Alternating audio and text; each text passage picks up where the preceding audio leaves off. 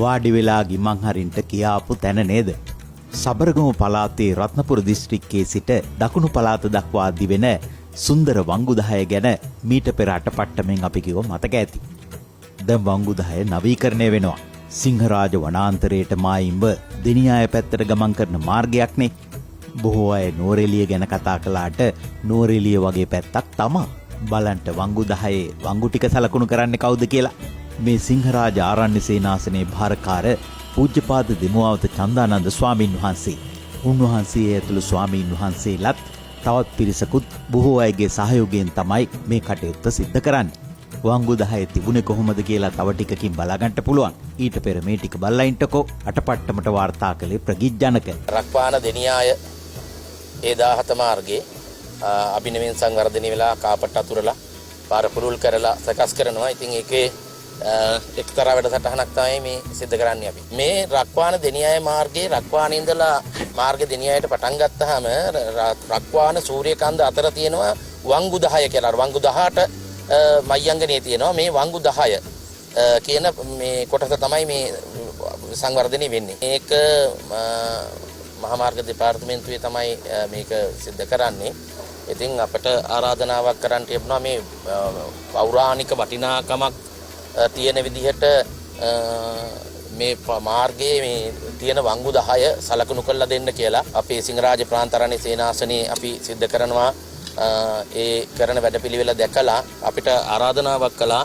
ඉතින් මේ පාර මේ තරම් විශාල මුදලක් වැය කරලා ප්‍රසංස්කරණය කරන වෙලාවේ ඒ පාරට නියම වටිනාකමක් ඒකේ තියෙන පෞරාණිකකම මේ සිංහරාජ රක්ෂිතේ මායින් කරගෙන මේ මාර්ගයේ හරියටම සුන්දරයි. ඇත්තටම ලංකාවේ තියෙන හොඳම ලස්සනම මාර්ගය තමයි මම හිතන්නේ මේ සූර්යකන්ද දෙනියාය මාර්ගයේ රත්නපුර දෙනියාය මාර්ගයේ. ඉතින් ඒකේ මේ පාරෙන් ඉවත් කරන ලද මේ ඇතර මේවා මේ පාරට බාධාවක් වුණු පාල පුරුල් කරනකොට ඉවත් කරපු මේ කළුගල් තමයි මේවා කඩලා පාරට කොන්ක්‍රීට් ගල් වෙනුවට එහෙම නැත්නම් ABC වෙනුවට ගන්න යොදා ගන්න තිබිච්ච ගල් තමයි මේ අපි මේ විදිහට පනපවලා ඇතරම මේකට මේ වටිනකමක් දීලා මේ තනි ගලෙන් අපි මේ විදිහට මේ නිර්මාණය කරලා තියෙනවා. මේ පාරේ යන අයට මේ වංගුව අපි සිංහල භාෂාවෙන්, දෙමළ භාෂාවෙන්, ඉංග්‍රීසි භාෂාවෙන් ඒ වගේම අපි අංකයෙන් ඊළඟට අපි සලකුණක් වශයෙන් මේ සංකේත වලින් දක්වලා මේක ඇත්තටම මේ මාර්ගයේ යන අයට ඉතාම පහසුවක්. රාත්‍රී කාලේ ඊළඟට සංචාරකයෙකුට මේ කීවෙනි වංගුවද, එතකොට මේකේ තියෙන මේ වටිනාකම මෙතනම මේ කොහොමද මේ පාර්ගේ ගමන් කරන්නේ කියන එක සංඥාවක් එහෙම නැත්නම් එයාට මේ දැනගන්න උවමනා කරන මේ වංගු වල අංක සටහන් කිරීම තමයි වංගු 10ම අපි මේ සිද්ධ කරන්නේ. අපිට ඒ කරන්න අද ඉල්ලීම අනුව ඉතින් අපිටත් ලැබුණු අවස්ථාවක්, හරි වටින අවස්ථාවක්. මාර්ග සංවර්ධන අධිකාරියේ ආයතනයේ RDA එකේ සියලු දෙනාම කැපවීමෙන් කරන කටයුත්තක්. ඉතින් දර්ශනීය, ඊටම නැරඹිය යුතු, ඊටම සුන්දර පරිසරයක්, සෞම්‍ය කාල ගුණයක්, සීත දේශ ගුණයක්, ඊටම හරිම ලස්සන හොඳම මේ ප්‍රදේශයක් මේ රක්වාන, ඒ වගේම සූර්යකන්ද දෙනියාය, එතන ගම කොළොන්න පනාමුරේ, එහෙම නැත්නම් කලවාන, සිංහරාජේ ආදී ප්‍රදේශ තියෙනවා. අර සංචාරකයා එදා ඉඳලා අද වෙනකම් පොළොන්නරුවට විතරක්, අනුරාධපුරයට විතරක්, නුවරට විතරක් සීමා කරලා තියෙන්නේ. අපි නෙමෙයි. මේ පළාත දියුණු වෙන්න නම්, සංචාරක පුරවරයක් කරන්න නම් සංචාරකයෝ වෙන්න ඕනේ. සංචාරකයෝ එන්න නම් ඒත් දැනුවත් වෙන්න ඕනේ. සමූහයක් එකට එකතු වෙලා ඒ සමූහයේ තියෙන සමගිය බලය තමයි මේ පෙන්වන්නේ. ඉතින් ඒ නිසා තනියෙන් නෙමෙයි ඉන්න පිරිසත් එකතු කරගෙන තව පිරිසක් කවුරු හරි ආධුනිකයෙක් ඉන්නවනම්, විශේෂයෙන් ආධුනිකයෙක් ඉන්නවනම් අපට සතයක් නැතුව මේ වෘත්තියන් පුරුදු කරන්න පුළුවන්. ඒ අතන්ට කියලා දෙන්න පුළුවන්. මීට වසර 2කට පමණ පෙර අටපට්ටමේ අපි යනකොට වංගු 10 තිබුණේ කොහොමද කියලා පෙන්වන්නට අපි පොරොන්දු වුණා. ඕන් එහෙනම් මතක් කරගන්නකෝ. අපේ රටේ 18 වංගුව ගැන කතා බොහොමයි. හැබැයි 10 වංගුව ගැන වැඩිපුර කතාවක් නැහැ. 10 වංගුවත් අපේ රටේ ඉතා සුන්දර පරිසර පද්ධතියක් කරහා වැටී තිබෙන වංගු සහිත මාර්ගයක්.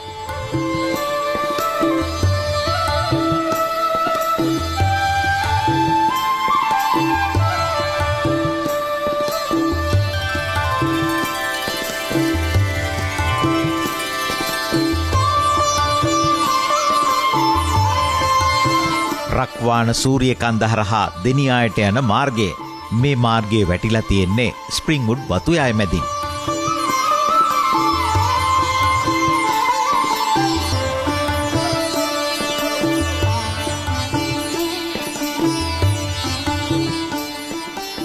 ඒ පාර අටවට්ටමට දාන්න අපුවා. දාමු. හරියට. හඳු වැටි, දිය ඇලි, රූස්ස ගස් මැදින් ඉදිරියට ඇදෙන වංගු 10. වංගු කිව්වට මෙවුවා වැලමිටි වංගු. වංගු ගහන්ටම බලාගෙන ඉන්න අය දැන් අටපට්ටම බලනවා ඇතිනේ නේද?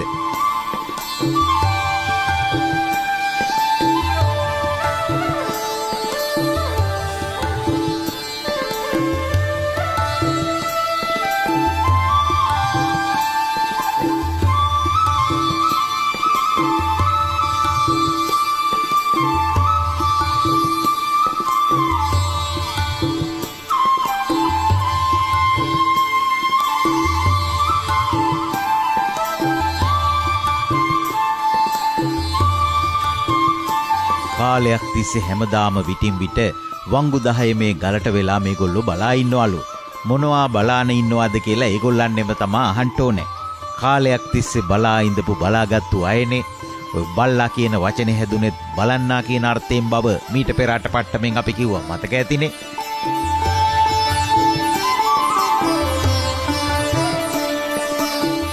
නිතර වැස්ස තියෙන මාර්ගයක්නේ. අපි යනකොටත් වැස්ස. ඒකත් අමුතු අත්දැකීමක්. ඔන්න බලන්නකො වංගු 10 වැස්ස. වංගු 10ට වැස්ස. වෙනම අත්දැකීමක් නේ.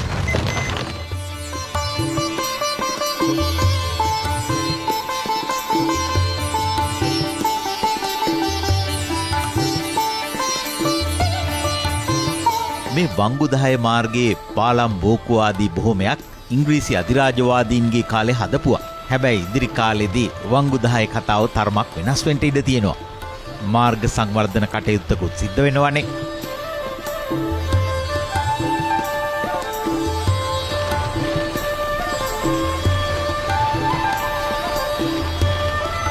අටපට්ටමේ මේ ගන්නේ 8 වෙනි වංගු.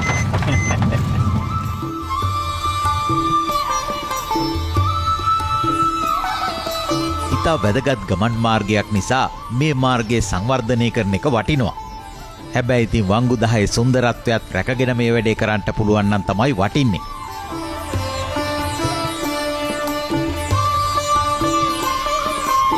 මන් දැන් ඉන්නේ වංගු 10 10 වෙනි වංගුවේ. පාර ලොකු වෙනවා, වංගු 10 වෙනස් වෙනවා. ඊට කලින් අටපට්ටමේ පෙන්වන්න හිතුණා.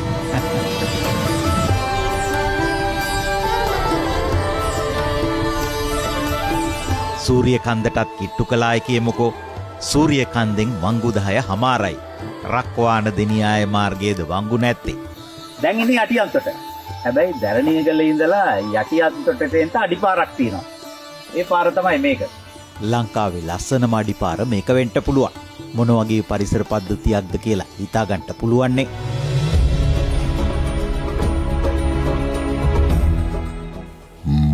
දැකලා පුරුදු කෙනෙක් වගේ. මාළු වලන්ට ආපු කෙනෙක් නවෙන්න බෑ. කෝකටම වටයක් ගහලා බලලා එන්න. වැඩි විස්තර අද අටපට්ටමේ. ටික ඉන්ටකෝ. Slim Canter People's Television Program of the Year. The nominees: Doramanalava, Sirasa Lakshapati, Hero Star, Copycat and Attapattama. Ladies and gentlemen, Slim Canter People's Television Program of the Year. The award goes to Lokavartawak Abhiyasa. Attapattama! Attapattama, ladies and gentlemen, winning the television program of the year. 15 වෙනි වරටත් අංක 1ට අටපට්ටම ඔසවා තැබූ මහා ප්‍රේක්ෂක පවුරට අපේ ප්‍රණාමය. එය ස්වාධීන රූපවාහිනී මාධ්‍ය ජාලයේ ලැබූ විශිෂ්ට ජයග්‍රහණයක්. දොරමඩලාවත් නිර්දේශිත නාම අතරට ඇතුළත් කළාට බොහොම ස්තුතියි.